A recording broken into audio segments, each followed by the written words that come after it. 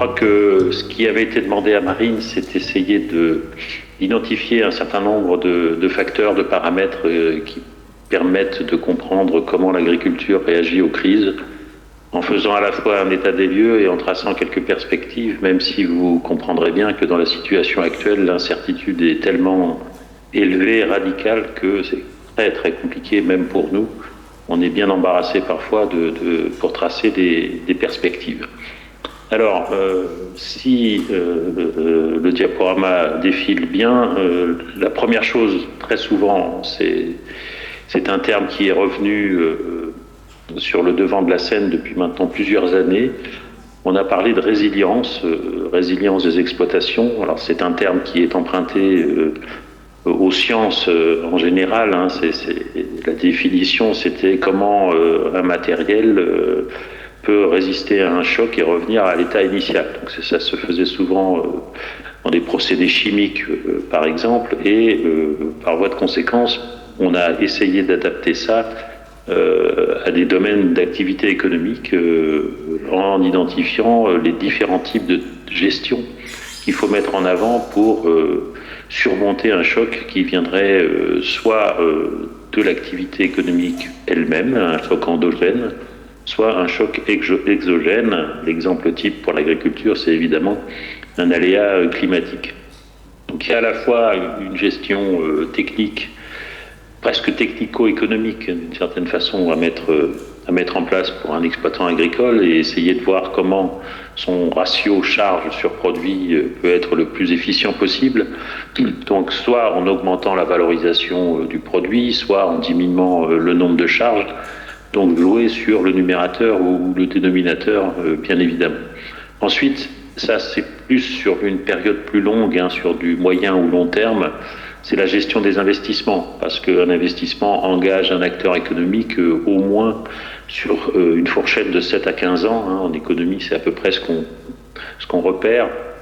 Et il faut évidemment, en fonction du contexte économique, du contexte agricole, du coût d'acquisition, du bien d'investissement, etc., trouver une sorte d'équilibre, de compromis entre un surinvestissement qui exposerait l'agriculteur à des contraintes de valorisation de l'investissement et du capital qui a été engagé par rapport à une demande, un débouché qui ne serait pas forcément au rendez-vous, et un sous-investissement qui là le priverait évidemment d'opportunités de saisir les demandes qui se présentent à lui sur un marché. Et puis il y a évidemment la gestion des risques climatiques, des risques sanitaires. Alors les exemples types, c'est comme l'année dernière, cet épisode de sécheresse assez important, assez grave. Et puis la gestion d'un risque sanitaire. Les éleveurs de volailles en savent quelque chose depuis maintenant pas mal de temps, presque 2 ans. Alors ça signifie qu'à l'arrivée, il faut évidemment trouver les conditions pour valoriser sa production et faire en sorte qu'elle soit absorbée par le marché à un prix relativement honorable pour couvrir les coûts de production. Alors le problème de cette définition de la résilience et de l'identification des risques qu'on peut avoir devant nous, c'est que, et c'est ce qu'on critique souvent hein, de la part de nos collègues scientifiques, c'est que en économie, alors encore plus dans le social, mais ça vaut d'une certaine manière de façon plus générale sur le médical, on ne revient jamais à un état initial. Et on va le voir aujourd'hui hein, avec les 2 chocs qu'ont constitué la pandémie et que continue à constituer l'état de guerre en Ukraine. Il est probable qu'on ne reviendra jamais à l'état initial d'avant pandémie et d'avant guerre. Alors ensuite, l'agriculture n'échappe pas un petit peu au sort qui est maintenant réservé à toute la société. Nous sommes dans une société de risque, dans une société complexe, et qu'il y a devant nous une multiplicité de risques qui nécessitent évidemment de les prendre suffisamment au sérieux pour pouvoir apporter des réponses. Alors vous en avez une multitude, ce qui me fait dire qu'aucune société ne peut vivre sans risque. Ça serait à la fois utopique et en même temps un peu trop... ça nous endormirait sur nos activités quotidiennes. Donc, je ne vais pas commenter tous les risques qui sont là, on pourrait même en ajouter. En revanche, dans la situation actuelle qui va vous préoccuper aujourd'hui, et c'est ce qu'on a vu avec Marine depuis maintenant plusieurs mois, on a évidemment des risques sur la production, parce que ça renvoie évidemment aux déterminants climatiques, sanitaires, mais ça renvoie, pour les risques sur la production, ça renvoie évidemment aux décisions à l'échelle communautaire, par exemple à l'échelle européenne, qui peuvent être prises, des décisions, par exemple sur le pacte vert, dont on sait que ça peut avoir des impacts à travers des études d'évaluation, des simulations, des impacts sur les volumes produits ou sur les courants d'échange internationaux. Des risques humains, évidemment, on les a identifiés maintenant depuis longtemps. C'est à la fois des problèmes de pénibilité du travail, des problèmes d'organisation de l'exploitation, mais on le sait, dans le contexte actuel, les difficultés qu'on a à transmettre ou à installer des jeunes agriculteurs, étant donné qu'il y a des conditions pour rentrer dans la profession, etc. Donc ça signifie, quand on a fait un panorama des risques possibles, il faut non seulement les identifier, mais aussi peut-être les hiérarchiser pour savoir à peu près quels sont les ordres de priorité. Mais je tiens quand même à rappeler qu'on peut identifier tous les risques. Je crois qu'il est aussi nécessaire de les associer parallèlement aux atouts qu'un acteur économique comme un agriculteur peut détenir pour préserver et pérenniser son activité de production, son activité commerciale et, par voie de conséquence, toute son exploitation agricole. Parce que dans la situation complexe que nous vivons, il y a aussi un certain nombre d'atouts. Et on pourrait, par exemple, pour faire vite, rappeler qu'il y a quand même une demande mondiale de produits agricoles et alimentaires qui reste dynamique et qui nécessite d'y répondre à travers des productions que nous pouvons produire. On l'a bien vu cette année avec les résultats du commerce extérieur agroalimentaire qui s'est fortement redressé, et notamment dans le secteur céréalier. Alors, ce préambule étant fait, on a deux chocs d'une ampleur inédite, et je crois que par rapport à ce que je disais sur les chocs, pour revenir à un état initial qui est la définition même de la résilience, on peut les distinguer en choc conjoncturel. À la limite, on pourrait revenir à un état initial une fois que ce choc est passé, mais en choc structurel, c'est beaucoup plus compliqué. Et je crois que pour les deux figures qui sont là, qui étaient destinées à avoir un petit peu un trait d'humour, même si la situation n'est pas très drôle, mais bon, je crois que ce sont deux chocs d'ampleur structurelle qui amènent à dire qu'on ne reviendra pas à l'état initial. Alors d'abord parce que dans un contexte économique qui est le nôtre, il est particulièrement instable, particulièrement perturbant, fluctuant. On a eu un effondrement de la croissance économique. C'est une croissance économique qui conditionne en général les flux commerciaux, par exemple. Lorsque la Chine ralentit, elle importe moins de produits agricoles et alimentaires, donc c'est un débouché qui se contracte. Donc c'est un indicateur qui, malgré ce qu'on entend sur la décroissance, reste pour les économistes évidemment fondamental. Alors on a eu un décrochage au moment de la pandémie. Évidemment, il y a eu des mesures qui ont été prises à peu près partout. L'exemple emblématique, c'est évidemment le plan de relance à l'échelle européenne de 750 milliards d'euros qui était destiné à surmonter cette récession, mais qui était destiné aussi à préparer la transition énergétique, écologique, etc. Mais on voit bien qu'il y a eu un effet avec la reprise de cette croissance à l'échelle mondiale, et puis cette croissance est redescendue. Ce qui veut dire que la guerre, finalement, a ruiné tous les espoirs qu'on avait placés dans les plans de relance, même s'ils sont toujours en vigueur, s'ils sont peut-être même un peu épaissis par les décisions des pouvoirs publics, mais il n'en reste pas moins que pour l'année 2023, par exemple, la zone euro devrait connaître une croissance soit nulle, soit aux alentours de 0,5%. Donc on est bien très loin des prévisions qui avaient été établies au moment de ces plans de relance. La deuxième chose, et pour les agriculteurs c'est quelque chose d'important, c'est évidemment la problématique énergétique. On a passé pas mal d'années avec des prix énergétiques qui étaient très fluctuants, qui avaient connu des pics importants, notamment au moment de la crise économique et financière de 2008, où on était à plus de 120 dollars le baril. Et puis c'était redescendu, et avec la pandémie même, on avait connu un baril qui était à moins de 20 dollars. Donc évidemment, ça avait occasionné un allègement des charges pour les agriculteurs et pour toutes les entreprises en général.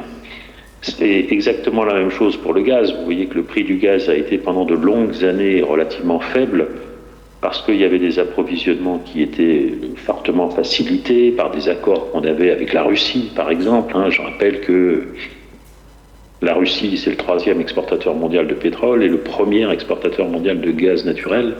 Donc c'est un point extrêmement important. Et puis l'électricité, on voit bien aussi là qu'il y a eu des fluctuations, mais on était sur une tendance relativement stable, avec le pic qu'on a connu à partir de la fin de l'année 2021 et surtout à partir de 2022. Donc ça, il faut maintenant que les acteurs économiques, les agriculteurs intègrent le fait qu'il y aura à la fois de la volatilité très forte sur le prix des produits énergétiques, et des phénomènes, des phases où il y aura des flambées de prix de l'énergie qui vont renvoyer évidemment au comportement des producteurs et exportateurs de pétrole, et en particulier les deux grands acteurs de l'OPEP que sont l'Arabie Saoudite, et on a rajouté souvent un plus à OPEP, le plus symbolisant le partenariat qu'il y a maintenant avec la Russie. Alors si on observe quand même un repli des coûts de l'énergie depuis quelques mois, c'est pour plusieurs raisons. Alors, je ne vais pas toutes les citer, mais les États qui sont très dépendants et qui importent beaucoup, comme la France ou l'Allemagne, ont massivement constitué des stocks à la fin de l'année dernière, de façon à être moins exposés à la demande depuis maintenant un an, étant donné le degré de partenariat que nous avions avec le fournisseur russe. Ensuite, il y a quand même un ralentissement de la croissance économique qui est suffisamment important pour faire en sorte que la machine économique tourne un peu au ralenti aujourd'hui, et on a moins besoin, évidemment, d'énergie. Mais il va falloir surveiller ça de près, parce que le repli qu'on constate depuis quelques mois n'est pas forcément durable. La Russie a annoncé qu'elle restreindrait son offre à partir du 5 mars. Donc si la demande ne baisse pas suffisamment, il est probable que le déséquilibre sur le marché oriente vers une hausse nouvelle du prix du pétrole. Alors ensuite, je voudrais insister sur le problème des engrais qui, étant donné qu'ils sont fabriqués souvent à partir du gaz, ont connu eux aussi à partir du deuxième semestre de l'année 2021 une progression assez significative. Il faut bien avoir à l'esprit que ce n'est pas que la guerre qui a aggravé le problème, c'est la guerre qui a aggravé le problème plutôt, mais la hausse des prix a précédé le déclenchement du conflit. La guerre n'a fait qu'amplifier, exacerber ce phénomène. Ça, c'est un premier point. Donc on a un alourdissement des charges des exploitants agricoles, mais tant que les prix, évidemment, étant donné qu'eux-mêmes ont flambé, notamment sur les céréales et les oléagineux, donc je disais, tant que les prix qui ont quand même beaucoup flambé à la faveur de la reprise économique de 2021, et surtout avec la guerre, puisque la Russie est un acteur prépondérant du marché mondial des céréales et des oléagineux, notamment le tournesol, avec l'Ukraine aussi. Bon, tant que ces prix étaient au-dessus, il n'y avait pas trop de soucis. Et d'ailleurs, la conséquence, c'est que sur l'année 2022, le revenu des agriculteurs a quand même fortement augmenté. Là, on est dans une situation où les prix des céréales et du blé en particulier se sont retournés, parce que finalement l'année 2022 s'est terminée par un volume d'offres à l'échelle mondiale relativement important. Les sécheresses d'un côté ont finalement été compensées par une sorte d'abondance de l'offre dans d'autres bassins de production. Donc on a eu un phénomène de retournement, plus les deux accords du mois de juillet et du mois d'octobre entre la Russie et l'Ukraine pour faire circuler un certain nombre de bateaux remplis de grains ont joué aussi dans la détente du marché. Alors, est-ce que ce phénomène va être durable? C'est possible, mais en même temps, il faut avoir à l'esprit un certain nombre de paramètres qui vont probablement retourner à nouveau le marché. Parce que si le prix continue à baisser, je rappelle qu'il y a encore une dizaine de jours, on était descendu à 280 € la tonne, alors qu'on avait connu un pic à plus de 400 au mois de mai l'année dernière. On a rejoint à peu près un prix à un niveau d'avant-guerre, presque. Sauf que depuis maintenant quelques jours, étant donné la nervosité des marchés, parce que l'accord dont je viens de parler doit être reconduit au mois de mars, donc il y a des incertitudes là-dessus.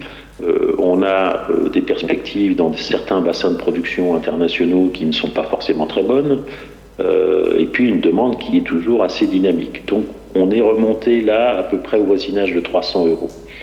Mais si le prix continue à baisser et qu'il se situe durablement en dessous, évidemment, du prix des engrais, ça risque de provoquer un ciseau des prix qui risque d'être préjudiciable, évidemment, pour les agriculteurs. Donc on a eu un emballement, ça se calme un peu, mais l'année 2023 est pleine d'incertitudes, à la fois sur des problèmes climatiques et sur des problèmes de négociation sur des accords qui ont été passés antérieurement.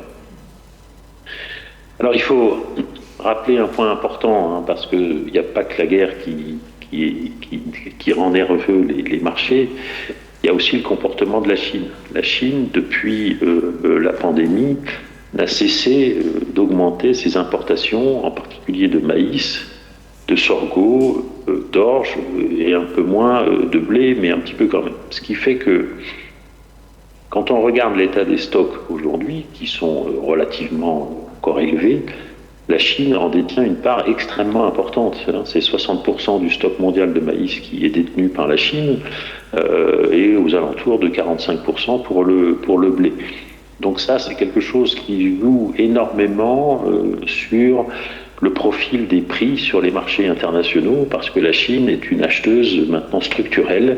Elle ne parvient plus à satisfaire sa propre demande avec ses propres productions. Donc on a là un acteur qui est particulièrement actif, mais qui est en même temps discret. Et la difficulté qu'on a, c'est que la Chine peut acheter à n'importe quel prix, étant donné les réserves financières qu'elle détient. Et quand elle se place à l'importation sur le maïs ou sur le blé, eh bien évidemment, ça se fait au détriment des autres pays qui sont moins bien dotés financièrement. Alors ensuite, sur nos propres frontières, à l'intérieur du pays, il y a quelque chose, mais qui est partagé par d'autres nations, c'est le retour de l'inflation. Alors, vous avez tous constaté que l'inflation était repartie depuis la fin de l'année 2021, donc déjà un peu avant la guerre, et qu'on a terminé l'année avec une inflation de 6%, tous produits confondus, mais de 13% pour les seuls produits alimentaires. Alors ça, c'est un point important, parce qu'on avait considéré qu'on avait éradiqué l'inflation depuis une trentaine d'années, et elle ressurgit aujourd'hui. Alors ça entraîne des conséquences fâcheuses. D'abord, sur le graphique avec la courbe rouge, vous avez des dépenses de consommation des ménages en alimentation qui chutent depuis l'année 2021, et avec la guerre, ça s'est évidemment aggravé, considérablement aggravé même. Donc ça, c'est en valeur, mais on a aussi maintenant une indication sur le bilan 2022 par l'INSEE qu'en volume, le recul de la consommation alimentaire est de moins 8%. Donc c'est des choses importantes, et ça se traduit dans des faits concrets sur les actes même de la consommation alimentaire par les ménages.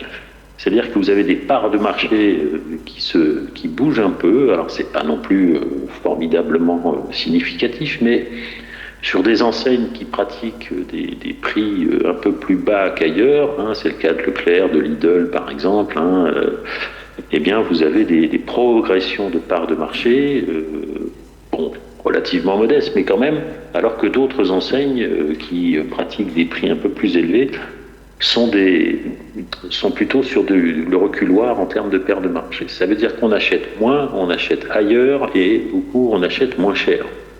Vous voyez bien qu'en bas, la courbe prix d'achat et inflation se superposent, alors que la courbe de valorisation, évidemment, régresse au point de devenir négative. Alors l'une des illustrations dont on parle beaucoup depuis maintenant plusieurs mois, voire presque plus d'un an, c'est évidemment le cas des produits issus de l'agriculture biologique qui sont frappés évidemment par l'augmentation des prix, qui sont considérés comme trop chers et qui n'ont pas forcément les mêmes des caractéristiques différentes par rapport à d'autres signes de qualité. Ça, c'est là aussi un signe important, puisqu'on a énormément de craintes que ce qui se passe dans l'agriculture biologique touche maintenant les IGP, les AOC, les produits haute valeur environnementale, etc., etc.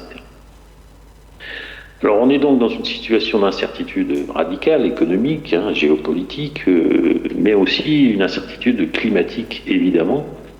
Ça, c'est maintenant ancré. On s'attend à ce que le climat exerce des effets néfastes sur l'état des cultures, sur les rendements, sur les disponibilités en eau, et ainsi de suite. Donc on a là une progression des températures annuelles depuis 1900 où c'est une progression réelle, significative, qui aura des impacts évidemment. Et c'est là qu'est la difficulté, parce que comment concilier des leviers de politique publique, des leviers économiques pour sortir de la crise actuelle avec des leviers pour lutter contre le changement climatique. On a l'impression maintenant qu'il va falloir faire des choix, et les choix se font souvent en faveur d'un paramètre et au détriment d'un autre. On aura peut-être du mal à mener tout de fond.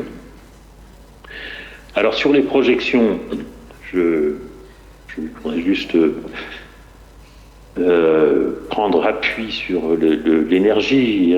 On aurait pu, avec Marine, considérer que on pouvait faire des graphiques sur les prix des céréales, des oléagineux, prix des viandes, etc. Mais comme les agriculteurs sont quand même très, très penchés sur les coûts de l'énergie, bon, ces projections valent ce qu'elles valent, mais dans un contexte de stagflation, c'est-à-dire de ralentissement de l'activité et d'inflation, voire même de récession pour certains pays. Alors manifestement, la zone euro devrait y échapper cette année, mais ce n'est pas une certitude. On est sur des progressions de prix du pétrole dans une fourchette entre 80 et 90, peut-être 100. Tout va dépendre encore une fois du comportement des offreurs, mais ce qui est intéressant, c'est sur le graphique de droite, c'est que l'offre, manifestement, sur les semestres qui viennent, ne devrait pas suivre l'évolution de la demande. Donc ce déséquilibre pourrait maintenir le prix du baril aux alentours de 100 $. Alors c'est pour cette raison qu'il y a quelque chose d'intéressant qui s'est passé avec la pandémie et avec la guerre surtout, c'est le retour de la souveraineté alimentaire. Alors il faudrait la définir, il faudrait mesurer le degré de convergence dans l'Union européenne, notamment puisque c'est la France qui porte cette souveraineté alimentaire, elle n'est pas forcément partagée par l'ensemble de nos partenaires. Mais il est inévitable, évidemment, de rappeler un certain nombre de points chiffrés sur notre taux d'auto-approvisionnement sur quelques productions. Alors, sur les céréales, le sucre, les produits laitiers et à la limite la viande bovine, ça passe. On est largement en végétaux, sur blé, maïs, orge, sucre. Et en animaux sur produits laitiers, on est largement autosuffisant. Ça, c'est évidemment le résultat de 60 ans de politique agricole commune et de l'évolution des productions. Mais évidemment, nous avons des points faibles. Ce sont les engrais, les huiles. Il suffit de rappeler ce qui s'est passé l'an dernier avec la disparition des bouteilles d'huile de tournesol, puisque la Russie et l'Ukraine, à eux deux, font 80% des exportations mondiales d'huile de tournesol. Aujourd'hui, on en a dans les rayonnages, mais ça vient plutôt de Bulgarie ou de Pologne. Ça, c'est historique, c'est les tourteaux de soja, c'est-à-dire notre dépendance à la protéine végétale qui renvoie à tous les accords qui ont été passés, notamment au début des années 60 avec les États-Unis, et puis des choix qui ont été faits. Donc c'est plutôt là maintenant une perspective, malgré la succession des plans protéines, c'est une perspective de longue durée qui est engagée pour essayer de desserrer notre contrainte d'approvisionnement en tourteaux de soja. Donc vous voyez que vous avez un foyer de paramètres qui pèsent lourd, et qui obscurcissent parfois les prises de décision. On le sent bien quand on parle avec les agriculteurs. Est-ce qu'il faut vendre à ce moment-là? Quel assolement je vais faire? Etc., etc. Voilà, je crois que Marine avait terminé là-dessus. Je vous remercie et encore une fois, vous savez, toutes les excuses de Marine pour sa défaillance due à un problème de santé. Merci.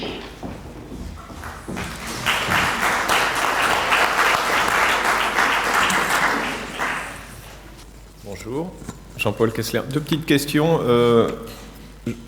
Par le passé, on voyait les cours des céréales et des oléagineux plus corrélés que tout dernièrement. Est-ce que vous avez une explication? Et puis, quel est votre feeling par rapport à les évolutions sur la production d'oléagineux et de protéagineux en France et en Europe? Thierry.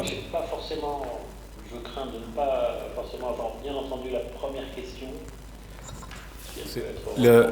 La première question, c'était par le passé, on voyait les évolutions de cours des oléagineux et des céréales en général assez parallèles, et tout dernièrement, une plus forte déconnexion. Pourquoi? Alors, il y a une plus forte déconnexion aujourd'hui entre ces cours. Je crois qu'une partie de l'explication réside dans l'usage qu'on fait des oléagineux. Des usages énergétiques en particulier, et des usages aussi plus industriels. Donc il me semble qu'il y a quelque chose qui là est en train de se jouer et qui va conditionner évidemment les perspectives de production, d'assolement, de surface dans les années à venir. Je crois qu'il faut rajouter de ce point de vue-là que l'évolution désormais des perspectives d'issue à cette guerre, étant donné le poids que représentent les deux protagonistes, l'Ukraine et la Russie, sur ces marchés-là. C'est en tourteau et en huile, c'est à chaque fois 80%, avec une légère avance pour l'Ukraine, qui est dans un graphique. Il faut relier ça à l'évolution du prix de l'énergie. Si le prix de l'énergie continue à progresser, probablement que les demandes pour obtenir des oléagineux pourraient être conditionnées par ces évolutions-là. Ensuite, et c'est le dernier point là-dessus, il va y avoir aussi une étroite corrélation avec les prix des oléagineux, et en particulier la question du soja et l'évolution de l'élevage. Parce que si, comme vous le savez, l'élevage est quand même très contesté aujourd'hui, il pourrait y avoir moins de besoins en protéines végétales, donc il faudra trouver soit d'autres usages à ces productions oléoprotéagineuses. Sur votre deuxième question, c'est un peu ce que j'ai évoqué dans mon propos. Il y a eu en France une succession de plans protéines depuis les années 70. On n'a jamais véritablement abouti. Là, il me semble que probablement la prise de conscience va être d'un tel niveau que les décisions de produire davantage d'oléoprotéagineux pourraient être un peu plus structurelles et inscrites sur une plus longue période.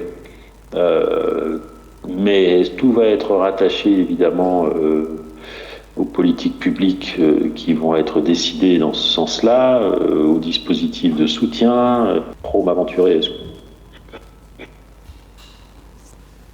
Merci. Est-ce qu'il y a une autre question? En France et dans l'Union européenne. Ok, merci Thierry. Donc je vous propose qu'on poursuive le déroulé de notre journée en remerciant Thierry et notamment d'avoir enrichi notre vocabulaire avec le terme de stagflation. Enfin, en tout cas, il a enrichi le mien. Et je passe donc la main à Sophie pour l'animation de la matinée.